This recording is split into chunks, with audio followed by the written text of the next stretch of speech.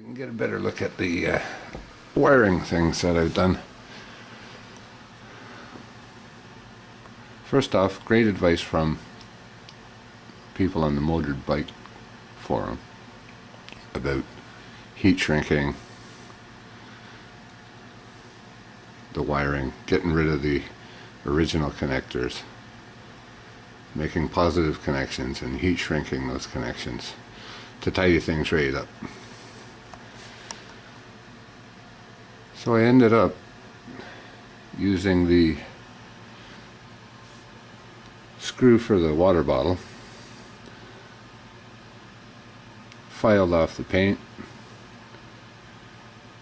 got a little eyelet connector for the wire, and properly grounded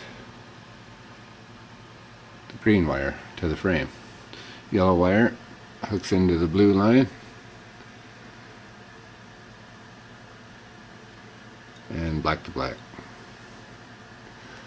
The white wire has been entirely capped off, and not going to use it for anything, so it's just CDI. There was a little slice, like a little split through the rubber shielding around those two wires coming into the CDI. So first I put a layer of epoxy glue on the whole thing to glue the little split shut and to harden up that little piece, and then I went over everything with silicone to seal water out of the thing. I just put a little silicone around there too. And here's some more great advice from Motored Bikes Forum. Replacing this stuff.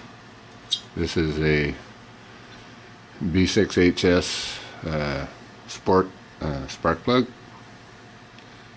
courtesy of Canadian Tire, where I also in the snowmobile section got this racing cable, which is made by NGK, and it's a really watertight, positive fit on the plug. Canadian Tire did not, however, sell the NGK cable splicer, which is really needed to have a good, positive, watertight connection here. This splicer is not recommended for Sea-Doos or personal watercraft of any kind, but it's perfectly fine for a snowmobile or a bike or go-kart or whatever. So anyway, I did get a spark out of the original cable setup and plug by grounding the tip of the plug against the fins here and turning the motor over. I got a spark, but you'll see the footage of the remains. The crappy original wiring setup for the spark plug. It was just unbelievable that I got a spark at all. Anyway, I'm going to zip tie those cables down in a neat way somehow on that part of the frame, and that'll be the wiring bit of it done. So next thing will be to swap out my gas filter and fuel line, because that one's too short. I got air bubble in my filter. And I have adjusted and checked the setting of the pin, where the little washer is set on it. It's halfway, where it normally is to start it, not shifted up or shifted down or anything yet. I adjusted this throttle screw was screwed way out, so I screwed it all the way in and then turned it about 3.5, 4 turns back out. I do want to check the float ball. That's one of the next things. I got to take this out to the garage now so I can pull the fuel line and get the carb off there and make sure that the float is moving and doing its thing, and have a look, see if I got any fuel through that carb the last couple of times I was trying to start it. I hope that information helps somebody out there. Have fun on your bike. The original spark plug cable and connector setup. Now, it's the old adage of you get what you pay for. Anyway, I found out a little something today while I was just looking at stuff, and that is that the little metal pin that sticks up inside of this part of the connector, that's supposed to make contact with the center wire in your cable, is actually threaded. So if you're unable to get a new cable, maybe you can make do with the old parts by cleaning up the wire. This is the original cable end that was connected, and it was loose and just spinning all over the place. I just thought, this is total crap, when I took it apart. But after finding out that that part is threaded in there, I used the clean cut end where I removed this from the CDI, and it was just clean cut, so you could trim that end a little bit, right, and make a clean start. And then you carefully line up the center of that cable with the threaded pin, and you can actually screw this back in onto the pin, nicely centered, and after a few turns, I guess that pin's about a half an inch long, you get it turned in there nice and snug.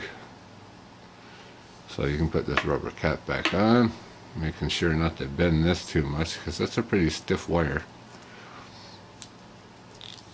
And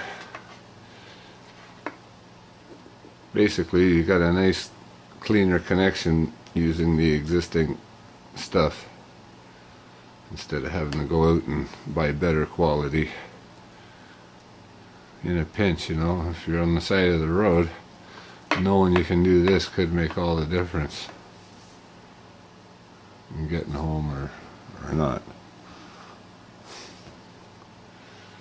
So that's so loosely fitting there, you almost might want a silicone little there and like glue that on with some silicone or something too, right? Maybe silicone around this stuff a bit, just to keep that connection more watertight if you're going to be riding in the rain at all. That's a better quality fuel filter there, but I'm thinking to myself, it's kind of not funny how you always got to buy 5-6 feet of a thing to get 10 inches. You know what I'm saying?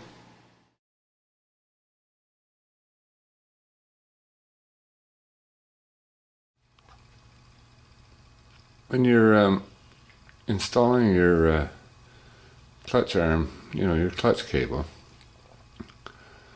be careful how you cut it.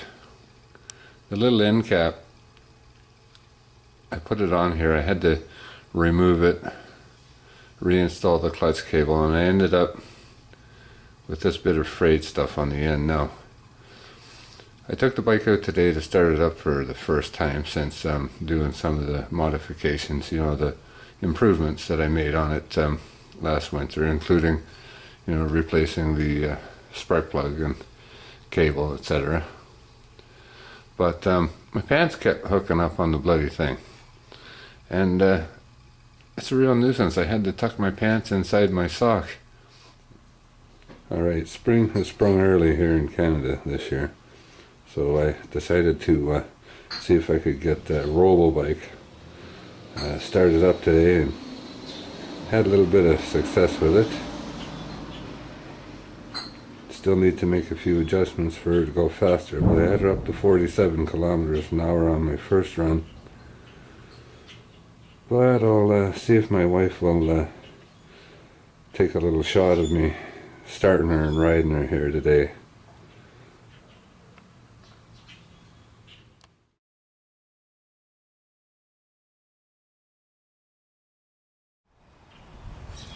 Got me in the race? Yeah.